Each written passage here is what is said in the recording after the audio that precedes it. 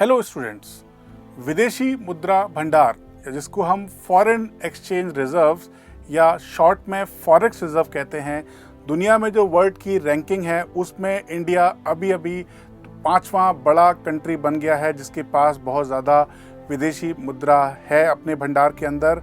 India has overtaken Taiwan to become 5th largest forex reserve holder in the world. With forex जो है हमारे पास वो $542 billion अभी count हुई है। इन अगस्त 28 को जो डेटा आया है, दुनिया के जो सबसे ज़्यादा जो फॉरेक्स रिजर्व होल्डिंग कंट्री गाने जाते हैं उसमें China being the largest forex reserve holder, इसके पास तकरीबन $3,165 बिलियन का रिजर्व है जो लगभग इंडिया का 6 गुना के आसपास है। सेकंड पर जापान आता है जिसके पास $1402 बिलियन का रिजर्व है। थर्ड नंबर पे स्विट्ज़रलैंड आता है जिसके पास $929 बिलियन का रिजर्व है। चौथे नंबर पे रशिया जिसके पास 591 और इंडिया 5वें नंबर पे आ गया है विद $542 बिलियन रिजर्व। अभी अभी हमने ताइवान को क्रॉस किया है। ये जो विदेशी मुद्रा भंडार है, फॉरेक्स रिजर्व है, इंडिया में बढ़ता जा रहा है। पिछले 30 साल में इंडिया के जो फॉरेक्स रिजर्व में बहुत ज़बरदस्त तेज़ी आई है। 1991 का एक टाइम था जहां पर इंडिया को एक इकोनॉमिक क्राइसिस हुआ था, आर्थिक संकट हुआ था, जहां पर इंडिया के पास मात्र $0.1 बिलियन का रिजर्व रह गया था जो कि हार्डली 2 वीक्स के जो ऑयल इंपोर्ट्स के बराबर था। अगर हमारे पास उस वक्त करेंसी नहीं थी तो हमारी हालत ये थी कि इंडिया ने 20 टन सोना, अपना गोल्ड जो है बैंक ऑफ इंग्लैंड में गिरवी रखा था ताकि वो कुछ और फॉरेन करेंसी को कंट्री में लेके आ जाए और इंपोर्ट कर सके। तो आइए जानते हैं ये व्हाट इज़ फॉरेक्स रिजर्व्स, इनका क्या सिग्निफिकेंस है और किस तरीके से पूरा ये चीज़ रोल प्ले करता है इंडिया के अंदर। तो what is forex reserve? Forex reserve या foreign exchange reserves are assets held by a central bank और monetary authority in a nation. हमारे कंट्री के अंदर आरबीआई जो रिजर्व बैंक ऑफ इंडिया है, it acts as a custodian and manager of forex reserve and it operates within the policy framework decide by the government. तो जो RBI है वो accumulate करता है हमारे यहाँ पर फॉरेन करेंसी और रिजर्व में रखता है। वो जितना भी करेंसी इंडिया में आता है, चाहे वो टूरिस्ट के एंगल से हो, फाइनेंशियल एंगल से हो, वो सारी फॉरेन करेंसी को परचेज करता है और या कन्वर्ट करा के जो लोग अपनी लोकल करेंसी में उसको यूज़ करते हैं, वहाँ पर जो आरबीआई है it is the sole custodian, वो अपने पास सारी करेंसी को रखता है। It uses forex kitty for the rupee efficient movement. When the rupee जब हमारा इंडिया में कमज़ोर होता है तो ये डॉलर को सेल करता है and it purchase the dollar when the rupee strengthen. तो रुपी मजबूत होता है तो डॉलर को परचेज भी करता है। बट रुपी का जो मूवमेंट है वो सारा कंट्रोलिंग बेसिकली फॉरेक्स मूवमेंट से होता है और आरबीआई मोरलेस उसमें काफ़ी इंटरफेयर करता है। जो लीगल प्रोविजंस हैं for governing the forex reserves are set by RBI, जो कि एक FEMA foreign exchange management act 1999 है, उसके हिसाब से पूरा कंट्रोलिंग होता है। जो इंडिया का जो फॉरेक्स रिजर्व है उसके 4 कंपोनेंट्स हैं।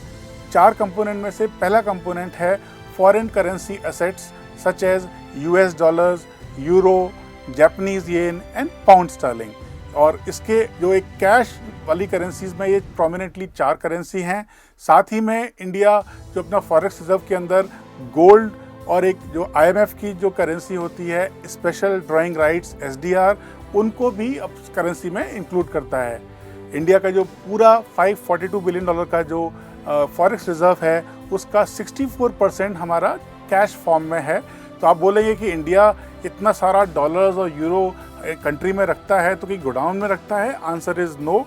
जो भी इंडिया अपनी ये फॉरेन एक्सचेंज रिजर्व हमारे पास है उसको हम दोबारा से फॉरेन कंट्रीज़ में इन्वेस्ट कर देते हैं। फॉर एग्जांपल जो यूएस गवर्नमेंट के जो बॉन्ड्स इशू होते हैं जिनको हम ट्रेजरी बॉन्ड बिल्स बोलते हैं, ऐसे ही गवर्नमेंट जो फॉरेन की होती हैं उनके हम बॉन्ड्स को खरीदते हैं और वापस से उस पैसे को इन्वेस्ट कर देते हैं।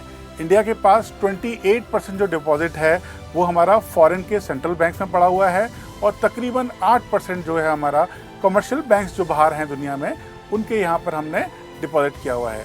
रफली अगर सोने की बात करें तो हमारे पास जो गोल्ड है वो तकरीबन 660 टन है, मार्च का जो डेटा आया था उसके हिसाब से, जिसमें से करीब 350 टन जो है हमने बैंक ऑफ इंग्लैंड और बैंक ऑफ इंटरनेशनल सेटलमेंट्स में और बाकी उसके आसपास के जो बैंक्स में रखा हुआ है। इस तरीके से इंडिया ने अपनी एक बहुत मजबूत पोजीशन बनाई हुई है। और आप देख सकते हैं इंडिया कहां पर 1991 में 0.1 बिलियन डॉलर पे था, आज हमारे पास 542 बिलियन डॉलर का रिजर्व है और दुनिया में हम 5वें नंबर पर पहुंच गए हैं। तो आइए जानते हैं कि गवर्नमेंट जो है फॉरेक्स रिजर्व क्यों रखता है। तो what are the benefits of forex reserve. तो जो IMF है वो अपना ऑफिशियल जो स्टेटमेंट है वो ये कहते हैं कि forex reserves are held in support of a range of goals such as supporting and maintaining trust in monetary and exchange rate movement. जो आपकी पॉलिसी होती है मैनेजमेंट की उसके अंदर, including the ability to intervene in the support of national और union currency. एक तो हमारी यूनियन करेंसी को कंट्रोल करने के लिए हमारे को बेनिफिट मिलता है। It also limits external vulnerability bye maintaining liquidity in foreign currency. अगर इंडिया के पास एनफ फॉरेन करेंसी है तो अगर देश में जो हमारे विदेशी निवेशक जो भी हैं या कभी अगर शेयर मार्केट से पैसा निकालना चाहें तुरंत या कुछ और चीज़ें करना चाहें, तो इस तरह के अगर शॉक्स इंडिया में अगर आते हैं तो इंडिया के पास अगर एनफ करेंसी होगी तो इंडिया उस शॉक्स को आसानी से मैनेज कर सकता है। ऐसी एक गलती जहां पर इन सारे भंडार को प्रॉपरली मैनेज नहीं किया गया, आप देख सकते हैं 1998-99 में एक आसियान क्राइसिस हुआ था जहां पर कंट्रीज़ लाइक मलेशिया, थाईलैंड के को फॉरेन करेंसी का क्राइसिस हो गया था और उनके यहाँ पर काफ़ी ज़्यादा जो करेंसी है वो गिर गई थी और उनकी अर्थव्यवस्था और इकोनॉमी जो है वो ऑलमोस्ट 10 ईयर तक काफ़ी बैड शेप में थी। तो ये फॉरेक्स का रिजर्व है वो होना काफ़ी ज़रूरी है। तो हम देख सकते हैं इंडिया के पास जो इंक्रीज इन फॉरेक्स रिजर्व है एक साइन ऑफ रिलीफ है कि अगर हमारी कंट्री में कोरोना के बाद इकोनॉमी में कॉन्ट्रैक्शन भी आ जाए या जो विदेशी निवेशक हैं, फॉरेन डायरेक्ट इन्वेस्टमेंट करने वाले या FIIs या FPIs, अगर ये लोगों ने शेयर मार्केट में पैसा लगाया है और यहाँ से अगर वो अपने सारे शेयर्स को सेल करके करेंसी ले जाना भी चाहें तो हमारे पास एनफ कुशन है कंट्री के अंदर टू मैनेज आवर इकोनॉमी। ये कहा जा रहा है कि शायद इस साल जो हमारी अर्थव्यवस्था है वो GDP करीब 10% तक गिरने का अनुमान है। तो ऐसी क्राइसिस के अंदर ये करेंसी काफ़ी हेल्प करती है। राइजिंग रिजर्व से क्या होता है, जो अगर रुपये का अप्रिसिएशन भी हो रहा है डॉलर के अगेंस्ट में तो वो एटलीस्ट कंट्री के लिए बेनिफिट कर रहा है। फॉरेक्स रिजर्व होने से इंडिया का बैलेंस ऑफ पेमेंट जो होता है वो भी उसको मीट करने में काफ़ी हेल्प करते हैं। आप देख सकते हैं इंडिया का एक्सपोर्ट जो है, निर्यात जैसे बोलते हैं, वो तकरीबन 300 बिलियन डॉलर का था लास्ट ईयर, बट जो इंडिया का इंपोर्ट है जो हम आयात करते हैं वो 450 बिलियन डॉलर का था। तो तकरीबन 150 बिलियन डॉलर का ट्रेड डेफिसिट था। अगर हमारे पास एनफ करेंसी होगी तो हम इस ट्रेड डेफिसिट को मैनेज कर सकते हैं और बैलेंस ऑफ पेमेंट में हेल्प करते हैं। और इसीलिए बिकॉज हमारे पास एनफ करेंसी है तो it gives confidence to investors to invest in India. साथ में अब जानते हैं कि जो फॉरेक्स रिजर्व अगर ज़्यादा होती है तो उससे नुकसान क्या है।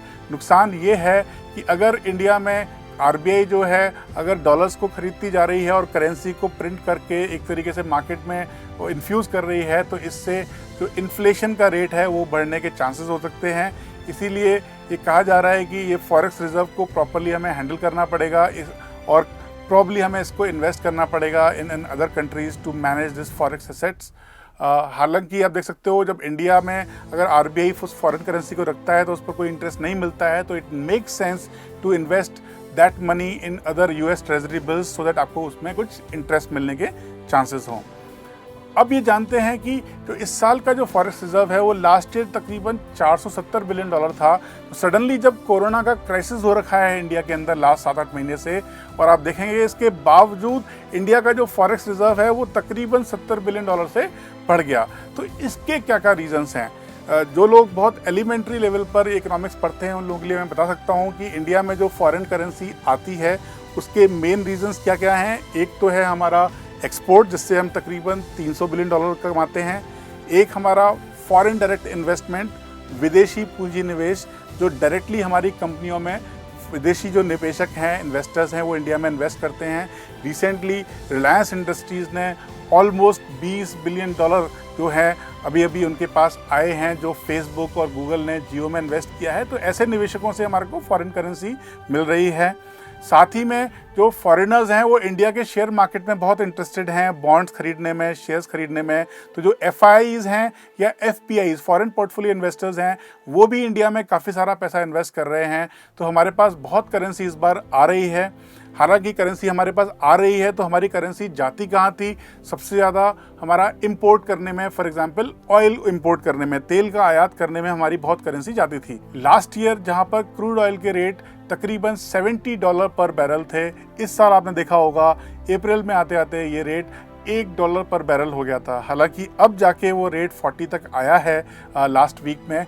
बट ये कहा जा रहा है कि इस साल बिकॉज क्रूड ऑयल के रेट कम रहे, ऑलमोस्ट आधे रहे, तो इंडिया का भी जो इम्पोर्ट बिल था जो लास्ट ईयर 450 में से कहा जाता है $230 बिलियन सिर्फ क्रूड ऑयल से थे, वो क्रूड ऑयल जब आधा रेट पर हो गया तो हमें वैसे भी उतना एक्सपेंड नहीं करना पड़ा। तो इंडिया के इंपोर्ट्स में गिरावट आई और इंडिया के बाकी विदेशी निवेश में बढ़त हो रही है। साथ ही में जो फॉरेनर्स आप देख सकते हैं जो इंडिया में आ रहे हैं वो उनका ट्रैफिक फ्लो तो रुका है, लेकिन जो इंडियंस बाहर अब्रॉड रहते हैं उन्होंने काफ़ी सारा रेमिटेंस इंडिया में किया है। तो रेमिटेंस जो होते हैं, जो NRIs इंडिया में अपने घर पैसा भेजते हैं, इस तरह के रेमिटेंसेस से भी इंडिया को करीब करीब 60 से 70 बिलियन का फ़ायदा होता है। तो जब फॉरेन करेंसी ज़्यादा आती जाएगी और अगर वो RBI खरीदती जाएगी तो नेचुरली फॉरेक्स रिजर्व जो है आपका बढ़ेगा।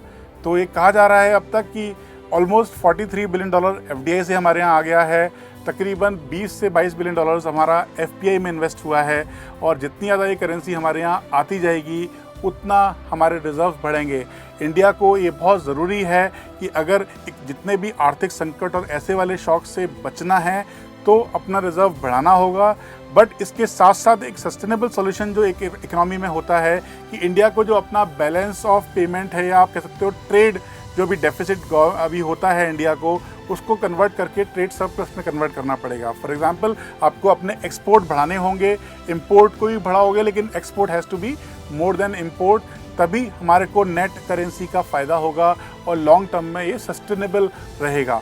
चाइना का एग्जांपल आप देख सकते हैं, चाइना के यहाँ एक्सपोर्ट जो है ज़्यादा है, इंपोर्ट उनका कम है, इसी वजह से उनको अर्निंग हो रही है और करेंसी जो है आज उनका जो रिजर्व्स हैं वो दुनिया में आज नंबर 1 पर हो गए हैं। इसी के साथ ये फॉरेक्स रिजर्व का आज का डिस्कशन एंड करते हैं।